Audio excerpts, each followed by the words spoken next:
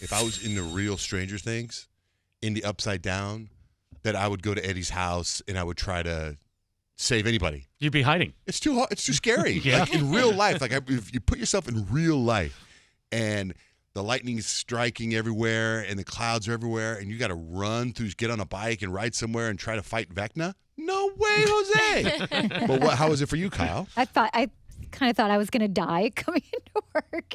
I have it's like a 25-minute drive, like on a day where I drive 85 miles per hour. So today I'm like white knuckling it on the freeway. I'm just like holding it really close and like trying to see more than 10 feet in front of me. And it just like, I was like, oh God, please be with me. I'm like sitting there. I'm just praying. I'm praying to make it here. I don't know if I will. Did you dodge all the debris that was on the highway? Did you guys see all that too? There were a couple of cars that had spun out. And so there was like cops like, trying to block off the area they were in. And in that area, the street light wasn't working. So all you see was like the red and blue lights where the cars were like facing the wrong way, which was so scary.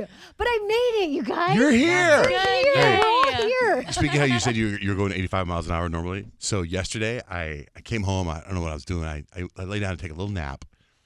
And then when I get up, you wake up from a nap kind of groggy. So I walk downstairs. My wife's right there. And she goes, "Can I see you for a second?" And I'm like, oh, God, like, what did I do to receive that welcome from a nap? And I go, okay. And I immediately think, I need my phone. But my phone I left charging upstairs. So I'm like, oh, man, this is why I need to have my phone with me all the time. Because whatever's about to happen, I should be documenting it. She starts walking towards the kitchen. I'm following her. She goes, "We received 5 pieces of mail today." And again, my brain's like, what? Like she never goes over mail with me. Like I don't know how much. I've only got the mail like twice, and I'm like, okay, like in your life. We received 5 pieces of mail today. She walks me into the kitchen, and 3 of the pieces of mail are these, and it's 3 radar photo detector pictures of me, 3 different ones in the same car in the same street, 3 different days in a row of me getting a speeding ticket. The speed limit was 40, and apparently I was going 55. And I got ticketed, and it's only like I got a car. It's like 3 weeks after I got my new car. And my old car that I turned in had a speed radar detector in it, and it told you if there was a sign anywhere near you. And so I'm like, dang, where was this? And I'm looking, I'm trying to figure out the street. And I go, and it was all weird times. I'm like, I'm there at like 10:45. Why is this at 1:30? Why is this at 4 o'clock? These are lies. I feel like photo radar tickets are unconstitutional in the state, though.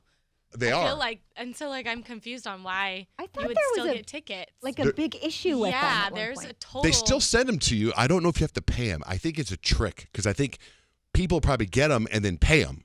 Oh, and I don't think you have to. Then you're claiming guilty. It's like they come to your house and they serve you, and if you open the door, then you're like, okay, I got to pay this ticket. Right. I've had that happen. If you just get the mail, you kind of just toss it in the trash and don't open your door for a couple months. Right. And they probably hope that you get it, and then you're like, oh, crap, I got to pay this ticket. And that there's probably a benefit to that if you're the state or whoever.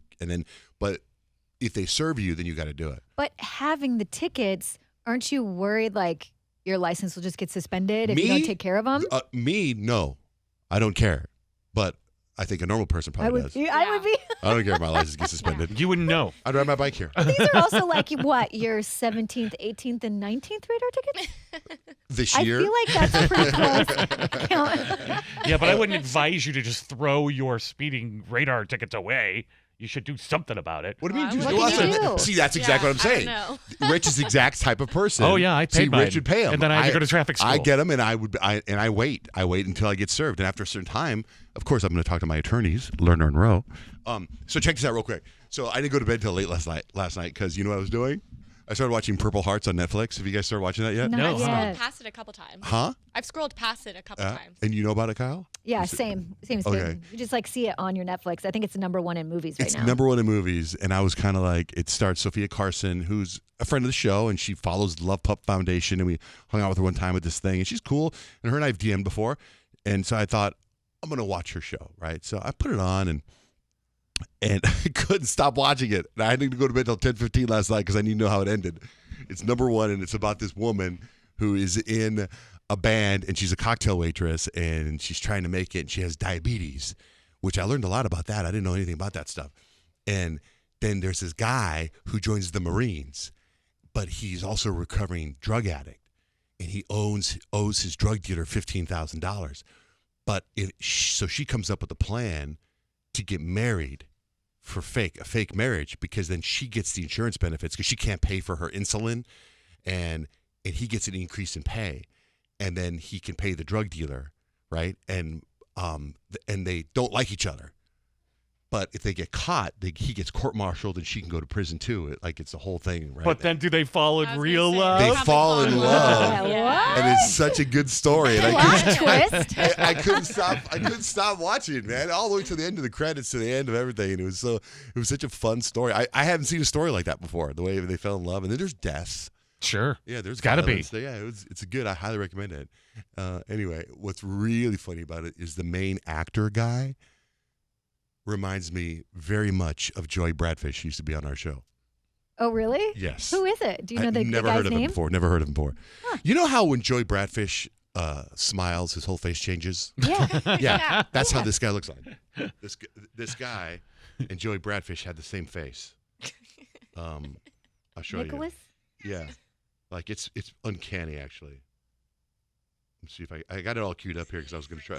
But anyway, she's great. I highly recommend it. I very much recommend the movie. It's been #1, I feel like, for a while. Oh, it has? Yeah. Oh, it's really good. And she sings all these cover songs, and then she goes and she writes her own music. Then she gets famous. She gets a record deal. She performs at Hollywood Bowl.